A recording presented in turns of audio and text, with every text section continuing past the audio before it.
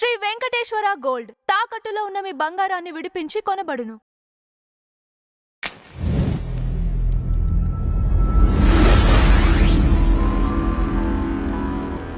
నమస్తే విజ్ఞాన్ గారు. కింగ్డమ్ సినిమాకి సంబంధించి మంచి పాజిటివ్ రివ్యూ రావటం చూసాము.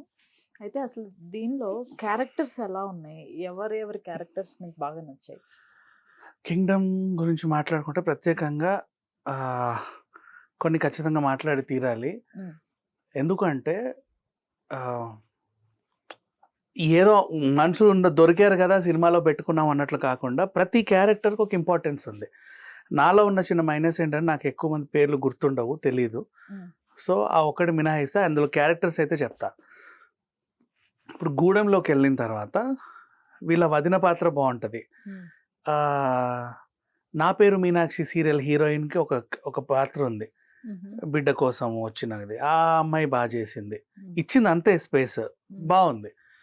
నెక్స్ట్ సత్యదేవ్ వాళ్ళ వైఫ్ క్యారెక్టర్ ఆమున్నంతసేపు ప్లెజెంట్గా ఉంటుంది, ఎక్కువ స్కోప్ ఏం లేదు అయినప్పటికీ. రోహిణి గారు క్యారెక్టర్ ఆవిడ కనిపించేది ఒక సీనే, అందులోనూ చాలా బాగుంది, ఒక ఇంపాక్ట్ఫుల్, అంటే నిజంగా చాలా బాగుంది. అండ్ ఇక సత్యదేవ్ క్యారెక్టర్ గురించి, విజయ్ దేవరకొండ క్యారెక్టర్ గురించి చెప్పాల్సిన అంత అవసరం లేదు, ఎందుకంటే పోటాపోటీగా నటించారు. వాళ్ళ ఇద్దరు కలిసి ఉన్న ప్రతి సీన్ కూడా కొంచెం కంటతడి పెట్టిస్తుంది. ఈ సినిమాలో ముగ్గురు హీరోలో ఒక అబ్బాయి ఉంటాడు,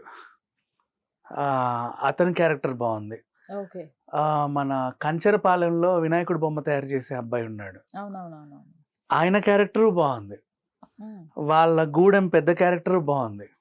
అందరికీ బాగున్నాయి. అసలు ఒక సినిమాలో ప్రతి ఒక్క క్యారెక్టర్కి ఇంపార్టెన్స్ ఇచ్చింది ఇందులోనే నేను చూసింది.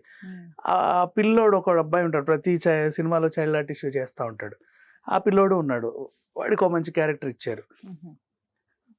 ఉన్నంతసేపు తనకు కూడా బాగున్నాడు.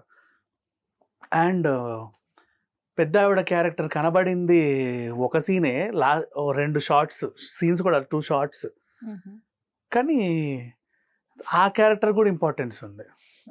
ఏది మన వేదం సినిమాలో అల్లు అర్జున్కి మదర్లా చేసింది, మన దగ్గర కూడా ఇంటర్వ్యూకి వచ్చిన ఆవిడ పేరేంటో మర్చిపోయాను నేను. ఆవిడ అసలు ఆవిడే మొత్తం ఈ సినిమాని మలుపు తిప్పేది.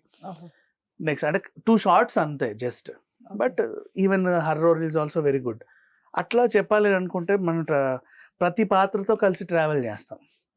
Next everybody has done a very good job. అంటే వీళ్ళు వాళ్ళని చెప్పలేము. శ్రీలంక బార్డర్లో పోలీస్ ఆఫీసర్ క్యారెక్టర్ వాళ్ళు జీవించేశారు, అండ్ అడవిలో వాళ్ళు ఎక్కడ చూసినా సినిమా చాలా బాగుంది. విలన్స్లో కూడా పర్ఫామ్ చేసిన వాళ్ళు ఉన్నారు, వాళ్ళు చాలా బాగా చేశారు. నేను అసలు మర్చిపోతున్నా ప్రతిసారి, ఈ అబ్బాయి నాకు తెలియదు కాబట్టి పేరు, ఆ మలయాళం యాక్టర్ అన్నాను కదా, తన విజువలైజేషన్ హీరోలతో పోటాపోటీగా ఉంది, చూడ్డానికి కూడా చాలా బాగున్నాడు, మంచిగా నటించాడు. ఫస్ట్ ఆఫ్ ఆల్ తెలుగు రాకుండా, తెలుగు వచ్చో లేదో నాకు తెలియదు, చాలా బాగా చేశాడు. ఇక్కడ ఇంత చెప్పారు, బట్ అంటే ఇక్కడ అన్ని క్యారెక్టర్స్ కూడా చాలా గొప్పగా ఉన్నాయని చెప్పారు. ఇంతకీ ఇక్కడ మెయిన్ మనం సత్యరాజ్ని, తన్ని విజయ్ దేవరకొండని మాత్రమే చూస్తున్నాము. ఇక్కడ నెగిటివ్ రోల్స్ పర్ఫార్మెన్స్ ఏంటి, అసలు ఎలా ఉన్నాయి? విలన్ రోల్స్ అన్ని కూడా బాగానే ఉన్నాయి.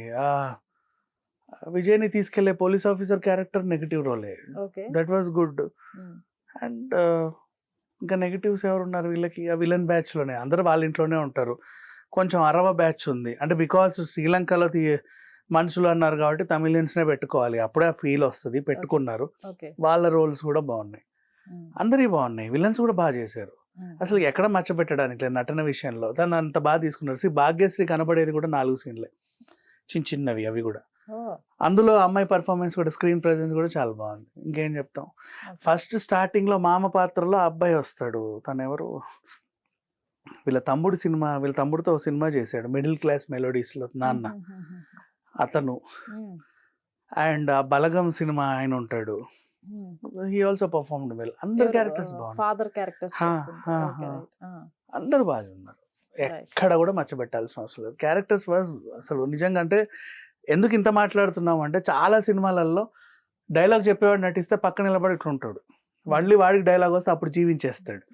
అలా కాకుండా ఫ్రేమ్ ఎక్కడ పెడితే అందరూ బాగున్నారు ఫ్రేమ్. Thank you.